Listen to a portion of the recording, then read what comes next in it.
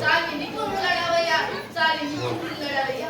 छत्रपती शिवाजी महाराज यांचा तिसरा डोळा म्हणजे उत्तरेकडची नाही. सुवर्णाक्षरात लिहिलेले आहे. छत्रपती शिवराय सोबत आणि केले होते, तर त्या हिऱ्यांच्या पंधरातील एक हिरा म्हणजे बहिर्जी नाईक.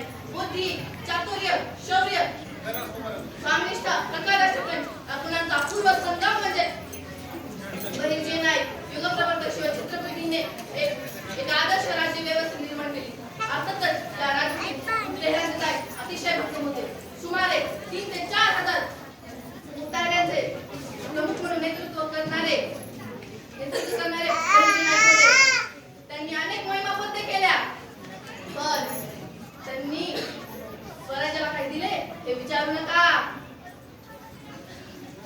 हे वेषांतर करायचे, पण वेषांतर करायचे, नकला करायचे, वेषांतर असे करायचे, तुला ओळखू करायचं.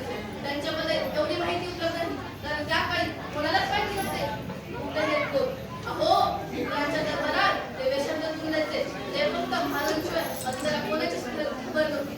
चूलते आपाप पैसा आहे, खबर सुद्धा महाराजांना बहिर्जी नाईकांनीच दिली. एका प्रकारे तर भुवनेश्वरला आम्ही जेव्हा महाराजांच्या भेटीत गेलो होतो, तेव्हा त्यांच्या शेजारी एक व्यक्ती होता. त्या व्यक्तीला आम्ही आमच्या वाखाऱ्याच्या दिवस भिकारी म्हणून भीक मागण्यात गेलो.